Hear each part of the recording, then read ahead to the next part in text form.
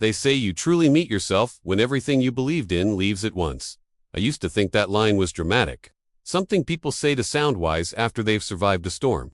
I didn't understand it until the night my house went quiet. Not peaceful quiet. Not the kind that settles in after a long day, when you kick off your shoes and feel safe. This was the kind of quiet that presses against your chest, squeezes your lungs, and asks a single terrifying question. Now what? It was a little after 7 when I stepped into the house we once called ours.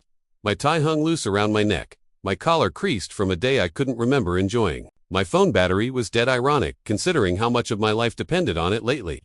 Investor calls, emails, rejections dressed up as, "We'll circle back." The lights were on. That was the first thing that felt wrong. Emily always turned them off. She hated wasting electricity, said it was a bad habit from growing up broke. I remember smiling about that once. Then I saw her. Emily stood in the living room, folding clothes into a suitcase. Neat, precise, calm. Each shirt folded with care, like this moment had been rehearsed in her head long before tonight. Going somewhere? I asked. That joke fell flat the second it left my mouth. She didn't look up. I'm leaving. Ryan. The words didn't come with anger. No trembling voice, no tears, just finality. Something inside me rejected it immediately. I laughed once short, nervous because my brain refused to let the truth settle. You're joking. She zipped the suitcase shut. I want a divorce. That was it. No build-up. No soft landing. I felt something crack behind my ribs. Like pressure finally finding a weak point. Why now? I asked. You know everything's hanging by a thread? She finally looked at me then. That's exactly why. I took a step closer. My heart beat loud in my ears. So when things get hard, you disappear. She crossed her arms, defensive but controlled. You're not the man I married anymore. That sentence hurt more than any insult ever could. I swallowed. My voice came out sharper than I intended. You mean the man who paid off your student loans? The man who worked 2 jobs so you could chase your dream? She shook her head slowly. I believed in your potential, Ryan. Not this mess. There it was. The truth, dressed as honesty. I stared at her, searching for something. Guilt, regret, doubt. Is there someone else? I asked. She hesitated. Not long, just long enough. No, but I already knew. She rolled the suitcase toward the door. The wheels echoed too loudly against the floor. I'm not going to beg, I said quietly. She paused, her hand resting on the doorknob. I knew you wouldn't. And then she was gone. No argument, no goodbye. Just the sound of a door closing on 10 years of building something together.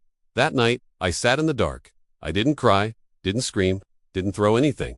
I poured myself a drink I couldn't afford and stared at the ceiling, counting cracks like they might explain where everything went wrong. My startup was bleeding money. Investors were backing out one by one, always polite, always distant, bills stacked on the counter like quiet accusations. And now my wife was gone. But something strange happened in that silence. Instead of collapsing, I hardened. Not into bitterness, not into anger, not into resolve. I whispered to the empty room, my voice barely there. I'm still here. The next betrayal came 2 days later. Mark Lewis, my co-founder. My brother sat across from me in our half-empty office. Desks we once filled with plans, and caffeine now felt abandoned. I'm pulling out, he said. Just like that, I got an offer. Stable. Safe. I stared at him, waiting for the punchline. So you're leaving me with the wreckage? He shrugged. Uncomfortable, but unmoved. It's not personal. That was the second lie I learned to hate. People don't leave when things are easy. They leave when they think there's nothing left to gain. By the end of that month, I had lost. My wife, my partner, my house, my reputation, all I kept was the company. The one thing everyone said was already dead. I slept in my car for a week before admitted I couldn't do it anymore. 7 nights, cold mornings, gas station coffee, and silence. That's when I got the message. Lena Carter, Emily's younger sister. I heard what happened. If you need a couch, mine's open. No pressure. I stared at my phone for a long time. It felt wrong. Crossing a line that shouldn't be crossed, but it also felt necessary. Lena lived in a small apartment above a bakery. Every morning, the smell of bread and sugar drifted through the walls. Warm and grounding. She didn't pity me. That's what changed everything. No sad eyes.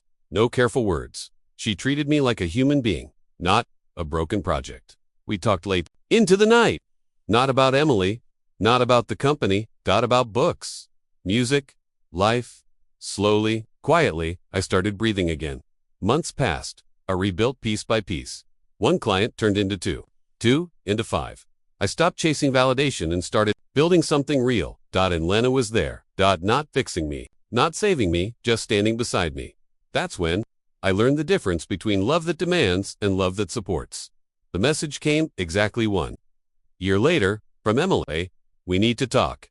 Urgently. I looked at Lena, laughing in the kitchen, flower on her cheek. I typed back. Another time. And for the first time, I meant it.